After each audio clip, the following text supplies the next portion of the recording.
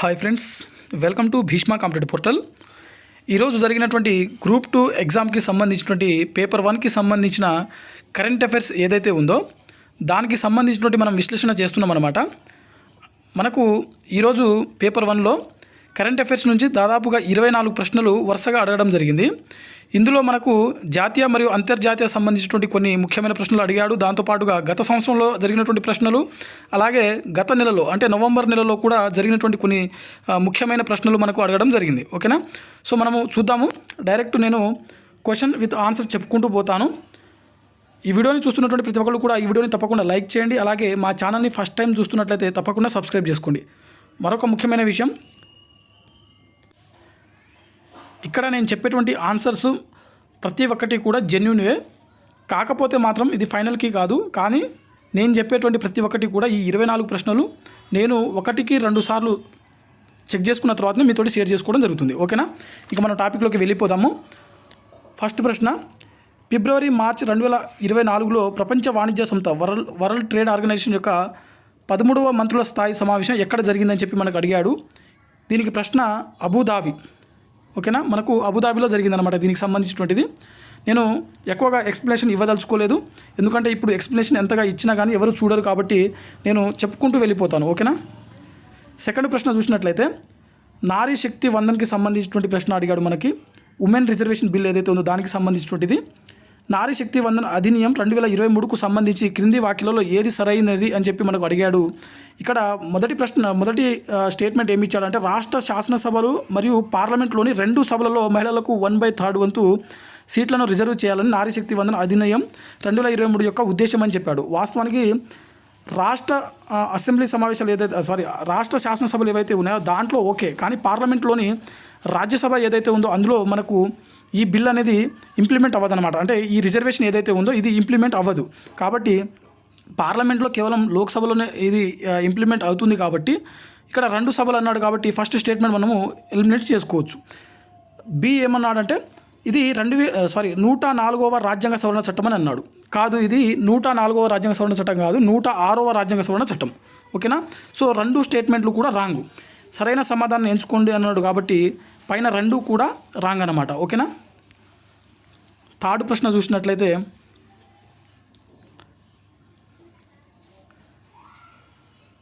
జనవరి 2024లో జరిగినటువంటి Khelo India youth గేమ్స్కి సంబంధించినటువంటి ప్రశ్న అనమాట. ఇది 2023కు సంబంధించి క్రింది వాక్యాలలో ఏవి సరైనవి అని చెప్పి మనకు అడుగుతున్నాడు. ఇక్కడ 4 స్టేట్మెంట్లు ఇచ్చాడు. ఇవి తమిళనాడులోని 4 నగరాల్లో జరిగాయని చెప్తున్నాడు. ఫస్ట్ స్టేట్మెంట్ ఇక్కడ తమిళనాడులోని 4 నగరాల్లో జరిగాయి అంటున్నాడు. ఎస్, ఇది ఫస్ట్ స్టేట్మెంట్ కరెక్ట్ అవుతుంది. సెకండ్ చూసినట్టయితే బ్యాడ్మింటన్ మరియు వాలీబాల్ వంటి సాంప్రదాయ క్రీడలు ఈ గేమ్స్లో ఒక భాగంగా ఉన్నాయి. ఇది కూడా కరెక్టే. ఖేలో ఇండియా యూత్ గేమ్స్ దక్షిణ భారతదేశంలో జరగడం ఇది 2వసారి అంటున్నాడు. ఇది రాంగు.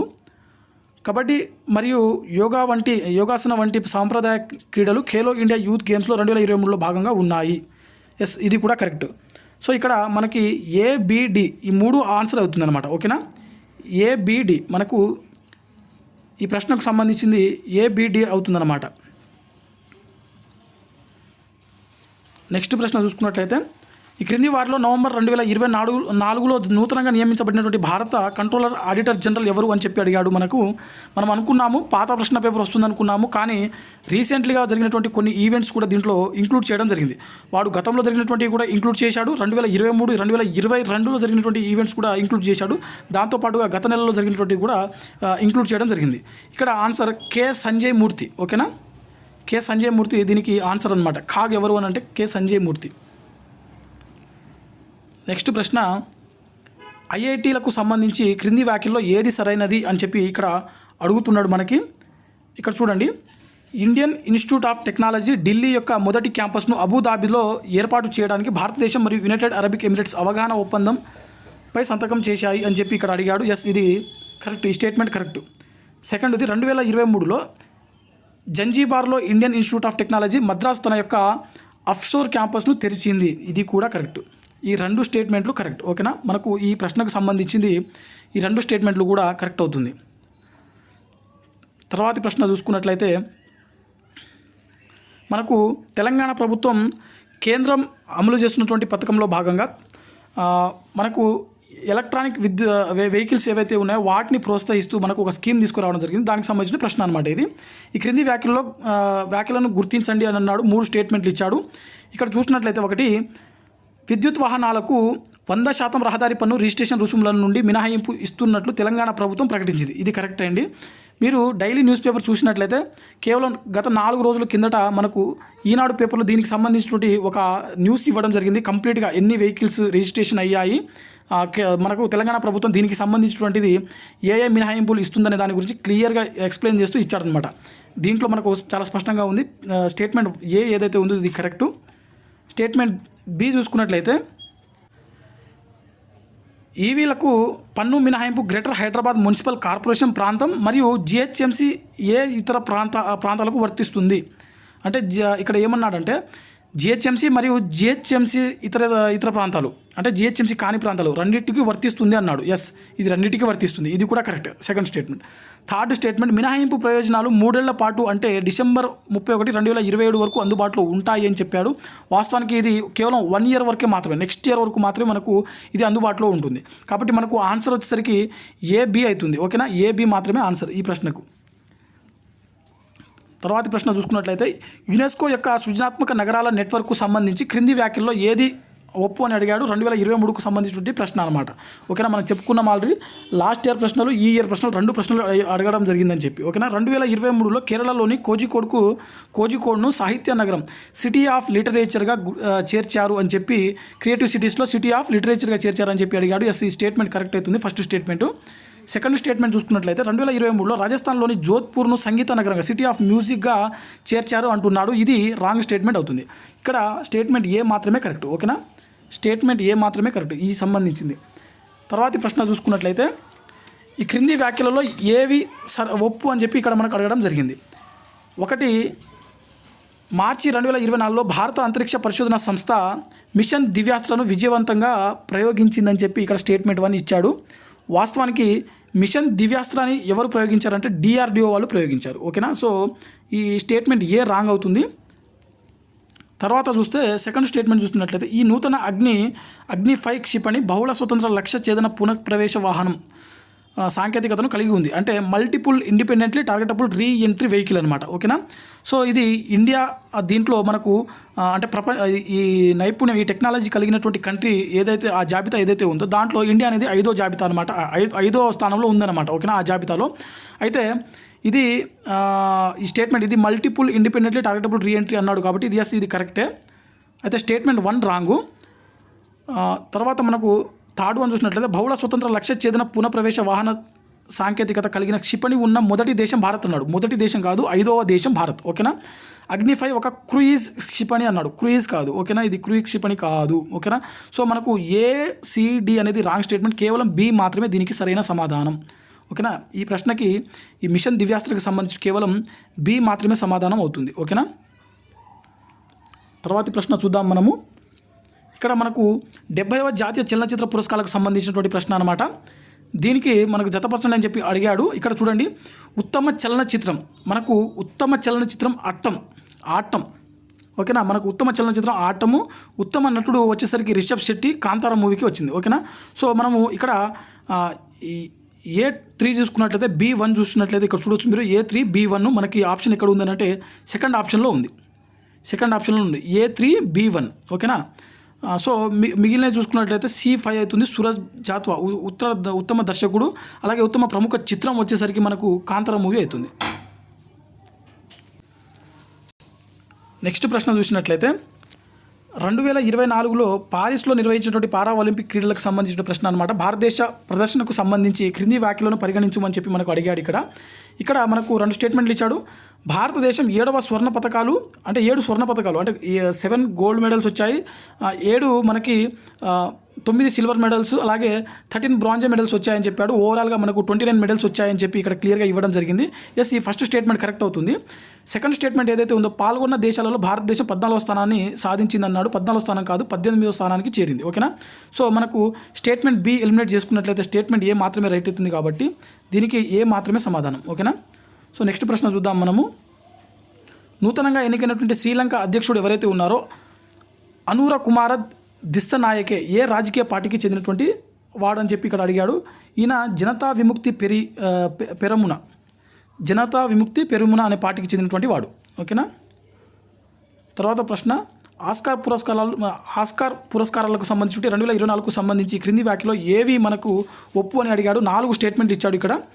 అయితే ఓపెన్ హైమర్ సినిమాకు గాను సిలియన్ మర్ఫీ ఉత్తమ సహాయ నటుడి పురస్కారాన్ని గెలుచుకున్నాడు అన్నాడు. ఇది రాంగ్ స్టేట్మెంటు.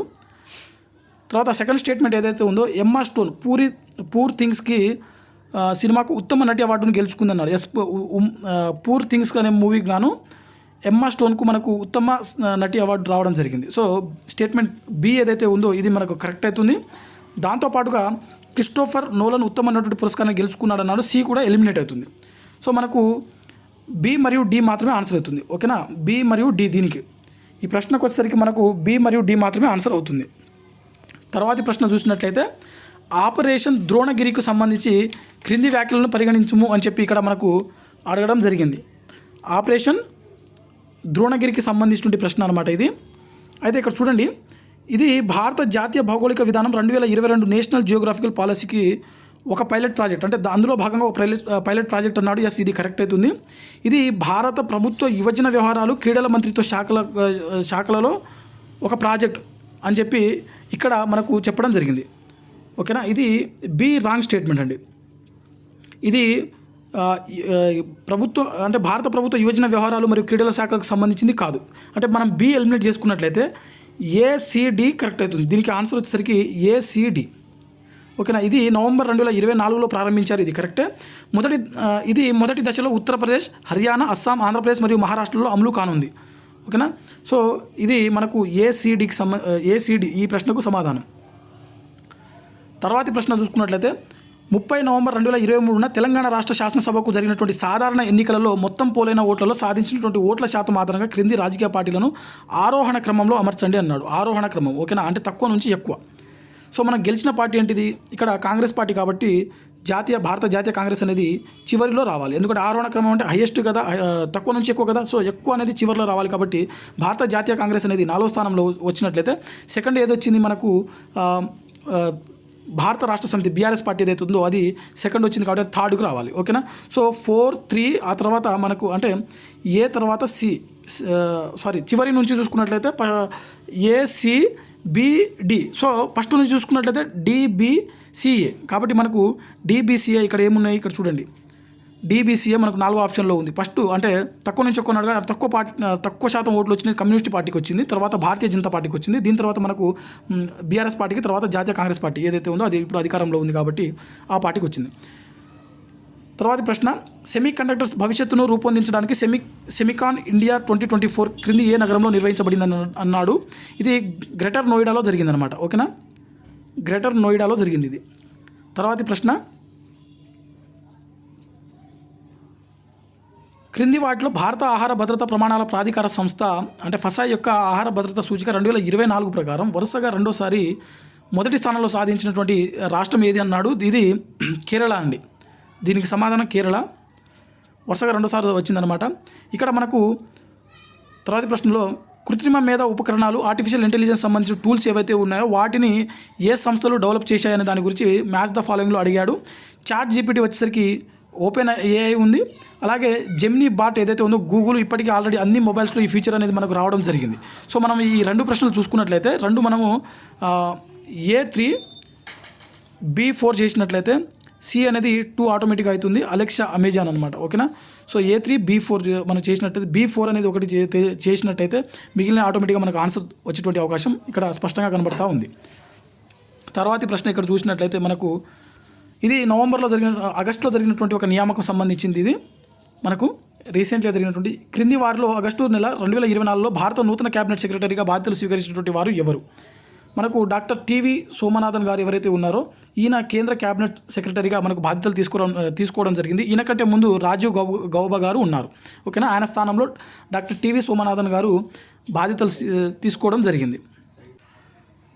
తర్వాతి ప్రశ్న మనం చూసినట్లయితే ఇక్కడ మార్చి 2024 నాటికి ప్రతి రాష్ట్రంలోని అసెంబ్లీ సీట్ల సంఖ్య ఆధారంగా క్రింది రాష్ట్రాలను ఆరోహణ క్రమంలో అమర్చండి అన్నాడు. అంటే మనకు తక్కువ నుంచి ఎక్కువ మనము ఇక్కడ చూసినట్లయితే ఇక్కడ ఇచ్చినటువంటి ఆప్షన్స్ రివర్స్లో చేసినట్లయితే మనకు ఆటోమేటిక్గా వస్తుంది. ఇక్కడ ఉత్తరాఖండ్లో వచ్చేసరికి మనకు 70 స్థానాలు ఉన్నాయి, జార్ఖండ్లో మనకి 81 స్థానాలు ఉన్నాయి, ఛత్తీస్గఢ్లో చూసినట్లయితే 90 స్థానాలు, తెలంగాణ మీకు అందరికీ తెలిసిందే 119 స్థానాలు, అస్సాంలో చూసుకున్నట్లయితే రీసెంట్గా మనకు ఆల్రెడీ అక్కడ ఎలక్షన్ జరిగినాయి కాబట్టి 126 స్థానాలు. సో మనము ఈడిసిబిఏ అంటే చివరి నుంచి మనము దీనికి ఆన్సర్ చూసినట్లయితే ఈడిసిబిఏ మనకు ఇది ఆన్సర్ అవుతుందన్నమాట. ఓకేనా, మనము తర్వాతి ప్రశ్న చూద్దాము. ఇక్కడ ఉత్తర అట్లాంటిక్ ఒప్పందం నాటోకు సంబంధించిన ప్రశ్న అనమాట. మనకు నాటోకు సంబంధించిన ప్రశ్న అడగడం జరిగింది ఇక్కడ. అయితే రీసెంట్లీగా మనం ఆల్రెడీ చూసాము, న్యూస్లో తరచుగా ఉంది కాబట్టి దీనికి సంబంధించిన ప్రశ్న అడిగినట్లుగా మనం తెలుస్తూ ఉంది. అయితే ఇక్కడ చూడండి, మనము ఇక్కడ ఒకటే స్టేట్మెంట్ మనము ఇక్కడ మనం కనుక ఒక స్టేట్మెంట్ని ఇక్కడ ఎలిమినేషన్ చేసినట్లయితే మనకు ఆన్సర్ వచ్చేటువంటి అవకాశం ఉంది. ఇక్కడ చూడండి, ఉత్తర అట్లాంటిక్ ఒప్పంద ప్రధాన సంస్థ యొక్క ప్రధాన కార్యాలయం ప్యారిస్లో ఉంది అన్నాడు. C statement. దీనికి అంటే నాటోకి మనకు ప్రధాన హెడ్ క్వార్టర్స్ ఎక్కడ ఉంది అని అంటే బెల్జియంలో ఉంది. సో సి స్టేట్మెంట్ని ఎలిమినేట్ చేయండి. సి ఎలిమినేట్ చేసినట్లయితే మనకు 1 పోతుంది, 2 ఆప్షన్ పోతుంది. మిగిలిన 2 చూసినట్లయితే దీంట్లో ఫోర్త్ ఆప్షన్ కూడా పోతుంది. సో మనకు ఏ బి మాత్రమే ఆన్సర్ అవుతుంది. ఓకేనా, సో ఇక్కడ హెడ్ క్వార్టర్స్ ఒకటి తెలిస్తే ఈ నాటోకు సంబంధించినటువంటి ఆన్సర్ ఈజీగా చేయొచ్చు. మనం ఎలిమినేషన్ ప్రాసెస్లో ఇలాంటి ప్రశ్నలకు మనం సమాధానం చెప్తే మనకు టైం మిగిలేటువంటి అవకాశం ఖచ్చితంగా ఉంటుందన్నమాట. ఓకేనా, సో తర్వాతి ప్రశ్న చూద్దాము. కొలంబో సెక్యూరిటీ కాన్క్లేవ్కి సంబంధించినటువంటి ఈ ప్రశ్న అనమాట. కొలంబో సెక్యూరిటీ కాన్క్లేవ్ ఆధ్వర్యంలో జరిగినటువంటి 2వ సముద్ర శాస్త్రవేత్తల మరియు జల అధ్యయన శాస్త్రవేత్తల సమావేశానికి సంబంధించి క్రింది వ్యాఖ్యలలో ఏవి ఒప్పు అని చెప్పి ఇక్కడ అడుగుతూ ఉన్నాడు. అయితే ఇక్కడ చూడండి, ఇది విశాఖపట్నంలోని సముద్ర అధ్యయన జాతీయ సంస్థలో ఈ సమావేశం జరిగింది అంటున్నాడు. ఇది రాంగు. మనకు ఈ సమావేశం వచ్చేసరికి జనవరి 29, 31 వరకు జరిగింది. అంటే జనవరి 29, 30, 31 ఈ 3 రోజులు జరిగింది. ఇది జనవరి 24, 2024లో చెన్నై మరియు హైదరాబాద్లో ఈ సమావేశం జరిగింది. Statement B correct. So statement ఏని మీరు ఎలిమినేట్ చేసుకోండి. ఇక్కడ ఫస్ట్ ఆప్షన్ పోతుంది, థర్డ్ ఆప్షన్ పోతుంది. ఇప్పుడు మిగిలిన 2 మరియు 4 ఆప్షన్ మాత్రమే ఉంది. మన సముద్రం మన భవిష్యత్ అనే ఇతివృత్తంపై ఈ సమావేశంలో పాల్గొన్న వారు చర్చించారని చెప్పి అడుగుతున్నాడు. ఇక్కడ మనము ఇంగ్లీష్లో చూద్దాం దీని యొక్క థీమ్ ఏదైతే ఉందో, our ocean our future. Yes, ఇది కరెక్ట్. మన థీమ్ ఏదైతే ఉందో అవర్ ఓషన్ అవర్ ఫ్యూచర్ అనేది కరెక్ట్. So B C 2 correct. దీంతో పాటుగా ఇక్కడ డి అనేది బీసీ మనకు 2 కరెక్ట్. ఓకేనా, డి అనేది ఎలిమినేట్ అవుతుంది. దీంట్లో మాల్దీవులు మరియు ఆస్ట్రేలియా నుండి ప్రతినిధులు ఈ సమావేశంలో పాల్గొన్నారన్నారు. కాదు, మాల్దీవుల నుంచి కాదు, బంగ్లాదేశ్ మరియు మారిషస్ దాంతోపాటుగా ఇంకో వేరే కంట్రీస్ నుంచి పాల్గొనడం జరిగింది. ఓకేనా, సో కాబట్టి బి మరియు సి అనేది దీనికి సరైన సమాధానం అవుతుంది. ఓకే, ఇంకా 2 ప్రశ్నలు ఉన్నాయి దీనికి సంబంధించినటువంటిది. నవంబర్ 2024 నాటికి క్రింది ముఖ్య కార్యనిర్వాహక అధికారులను వారి సంస్థలతో జతపరచండి అన్నాడు. ఇది మనకు ఈజీ ప్రశ్న. సుందర్ పిచాయ్ చూసుకున్నట్లయితే గూగుల్, సత్యనాదన్ల మైక్రోసాఫ్ట్. ఓకేనా, శాంతను నారాయణ వచ్చేసరికి అడోబ్ కంపెనీకి సంబంధించినటువంటి వ్యక్తి. సో ఇక్కడ చూసినట్లయితే మనకు A3B4 మనకు 2 ఆప్షన్లు ఉన్నాయి. C1. సో ఇక్కడ 4th ఆప్షన్ ఏదైతే ఉందో ఇది కరెక్ట్ అవుతుంది. ఓకేనా, A3B4 C1 D2 Arvind Krishna వచ్చేసరికి IBM. దీంట్లో చివరి ప్రశ్న, ఇంకా 2 ప్రశ్నలు ఉన్నాయనుకుంటాను. ఓకే, 2024 సంవత్సరానికి గాను శరీర ధర్మశాస్త్రం ఫిజియాలజీలో 2 శాస్త్రవేత్తలకు దేని కొరకు నోబెల్ బహుమతిని ఇచ్చారని చెప్పాడు. డైరెక్ట్ ప్రశ్న మనకు. ఇది మైక్రో RNA ఆవిష్కరణలు మరియు పోస్ట్ ట్రాన్స్క్రిప్షన్ జన్యు నియంత్రణలు దాని పాత్రకు సంబంధించినటువంటి రీసెర్చ్ చేసినందుకు కానీ దీనికి ఆన్సర్ మనకు థర్డ్ అవుతుంది. ఇక చివరి ప్రశ్న మనకు దీంట్లో ఈ క్రింది వ్యాఖ్యలో ఏవి సరైనవి అని చెప్పి అడుగుతున్నాడు. మనకు సుధామూర్తి గారు ఎవరైతే ఉన్నారో మనకు మార్చి 2024లో ఈవిడను రాజ్యసభకు నామినేట్ చేయడం జరిగింది. దీనికి సంబంధించిన ప్రశ్న అనమాట. ఒకటి, శ్రీమతి సుధామూర్తిని మార్చి 2024లో భారత రాష్ట్రపతి రాజ్యసభకు నామినేట్ చేశారు. ఎస్, ఫస్ట్ స్టేట్మెంట్ కరెక్ట్ అవుతుంది. సెకండ్ స్టేట్మెంట్ చూసినట్లయితే శ్రీమతి సుధామూర్తి కన్నడ భాషలో రచయిత్రి. 2 స్టేట్మెంట్ కరెక్టు. దాంతోపాటుగా థర్డ్ స్టేట్మెంట్ ఇక్కడ చూసినట్లయితే మనకి భారత రాష్ట్రపతి ఏప్రిల్ 2024లో శ్రీమతి ఎం భార్గవన్ స్నేహలతను సుప్రీంకోర్టు న్యాయమూర్తిగా నియమించారు అని చెప్పి అడిగాడు. ఈవిడ గారిని వేరే ఒక హైకోర్టుకు సంబంధించిన కేరళ అనుకుంటాను, ఐ థింక్, నాకు అంతగా ఐడియా లేదు. కేరళను కర్ణాటక సంబంధించినటువంటి ఏదో హైకోర్టుకి ఈవిడని అక్కడ హైకోర్టు జడ్జిగా నియమించడం జరిగింది. సో సుప్రీంకోర్టు హైకోర్టు కాదు, సారీ, సుప్రీంకోర్టు జడ్జిగా కాదు అనమాట. ఓకేనా. సో ఈవిడ హైకోర్టు జడ్జిగా నియమించబడ్డారనమాట. కాబట్టి మనకు సి స్టేట్మెంట్ ఏదైతే ఉందో దీన్ని ఎలిమినేట్ చేసుకున్నట్లయితే మనకు ఏ మరియు బి ఏదైతే ఉందో ఇది ఆప్షన్ మనకు అవుతున్నటువంటి ఆన్సర్ అయ్యేటువంటి అవకాశం ఉంది. సో ఇది మనకు ఇవాళ జరిగినటువంటి పేపర్ 1కి సంబంధించినటువంటి కరెంట్ అఫైర్స్కి సంబంధించినటువంటి ఆన్సర్స్ అనమాట. మిగిలిన టాపిక్స్ కూడా ఆన్సర్ చేయడం జరుగుతుంది. ఈ వీడియోని చూస్తున్నటువంటి ప్రతి ఒక్కరు కూడా ఈ వీడియోని తప్పకుండా లైక్ చేయండి. అలాగే ఇప్పటికీ మా ఛానల్ని సబ్స్క్రైబ్ చేసుకోకపోతే తప్పకుండా సబ్స్క్రైబ్ చేసుకోండి. ఓకేనా. Thanks for watching. Thank you all.